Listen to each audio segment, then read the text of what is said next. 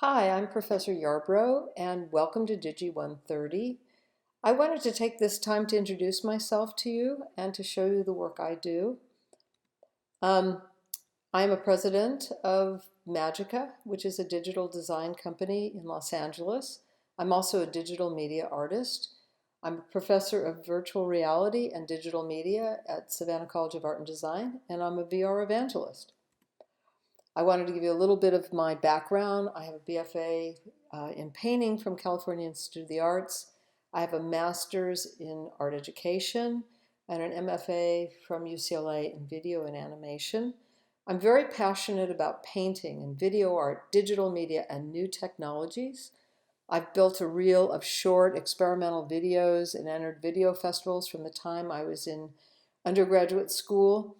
And I've kept pace with my own personal creative work through my whole career. I've run art departments at Telepictures, Lorimar Studios, Warner Brothers, and I created a state-of-the-art digital art department for Time Warner. During that whole period of my professional life, I created experimental videos and interactive art for museums and international shows. And I've also created my own digital design company, Magica, in Los Angeles. And that company has been very successful. I've won a number of awards, Emmys, oh my God, BDA, and a Promax Award, which is like the equivalent of an Oscar. I've won international awards. And I've worked in broadcast design and branding, network packages, and then all kinds of experimental media, interactive media, online and mobile, and VR, of course, and immersive technology. These are just a slice of some of the clients I've worked with, probably all the major companies and studios in Los Angeles. You might recognize this. I designed American Idol's logo. This was done as work for hire, which means that they pay me once and then they use it forever. I also did a lot of work for 20th Century Fox, Comedy Central. This was nominated for an Emmy. This is Beyond. It was a daytime show. These are just some style frames from Hitachi. So this is the logo for the Mickey Mouse Club. Again, this was work for hire. Not only was this used for the TV show, but it also is all over Disneyland on mugs and caps and t-shirts. I was on retainer for 4 years with Disney Imagineering. That's the theme park division of Disney. Very fun place to work. This is a concept for a ride called Mystic Canoe, which was a combination of physical technology. You paddled in a canoe physically and went under a waterfall, and then you were immersed into a omni theater in which all kinds of these Native American myths came to life and surrounded you. This is a concept for an interactive tolerance center in Dubai. It was called Civilization City. It was a tolerance museum to promote understanding among the three great religions of the world, Islam, Christianity, and Judaism. And to the right, you can see there's a welcome show, and that was using water jet technology in which little points of water would turn off and on to spell out the names of Allah in 100 different ways. It was very cool. These are some images from an installation in San Francisco at a hotel. This is behind the lobby, the registration desk, and it's showing the past of San Francisco and San Francisco into the future, and using Google Maps to locate where the hotel was way back in the 1800s. These are some more images from that. This was a moving screen video installation. It was 100 feet long. This is a job we didn't get. This is for Oprah Winfrey's studio.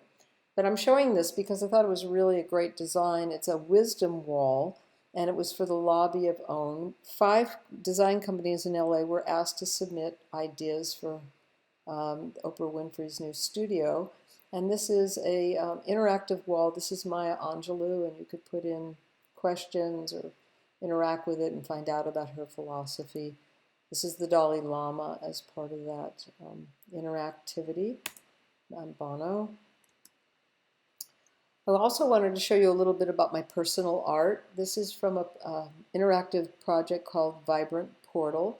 This is a piece of copper that's 7 feet by 3 feet, and the center of it has been cut with digital water jet technology, which is used for making aircraft wings. And behind it is an LED screen, and in front of it, on the sides, is interactive projection. So if you walk up to it, you can trigger patterns.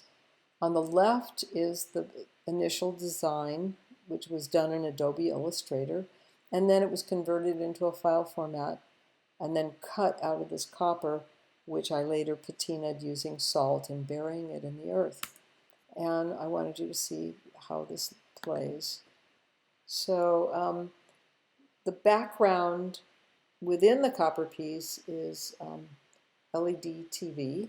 And then if you walked up to it, you would trigger the bigger pattern on the wall. This now sits in a hospital in Santa Fe, New Mexico, in the lobby, and it totally calms down people when they're getting ready to go see a cardiologist and so forth. These are some stills of people standing in front of this video installation.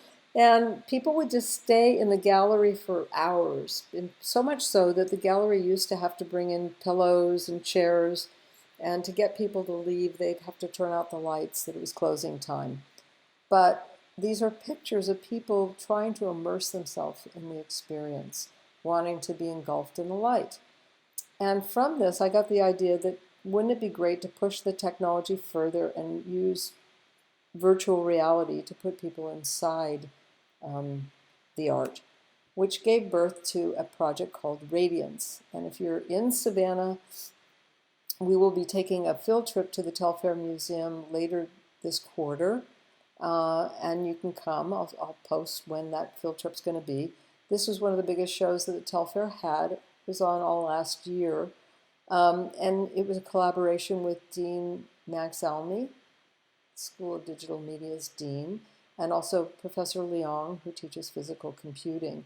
And the point was to put people inside a shower of light using VR. So these are some stills. On the wall to the left is a piece of patinated copper with digital projections. And then the person is inside VR, and the screen on the right shows you what they're seeing. This was a big hit at the Telfair. They went through 6 Oculus Rifts over the course of the show, which I think was up for 9 months. And it was a hit with kids and older people, and also people in wheelchairs and disabled people. And that gave me the idea that it would be great to take this technology and take it to people in the medical space. So I started working, doing a program for Hospice Savannah. And this was the front page of the Savannah Morning News. We took VR to a boy named Christopher who was wheelchair bound. He had just had a tracheotomy. He couldn't speak.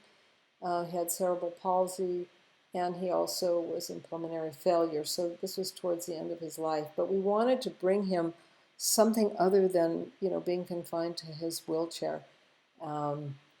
And that's Monica Clark, a former SCAD student, and it was really an amazing experience.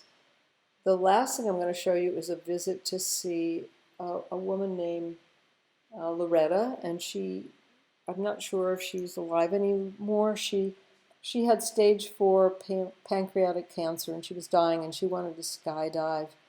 So we brought some VR to her, and we also showed her Radiance. So this is Loretta experiencing virtual reality.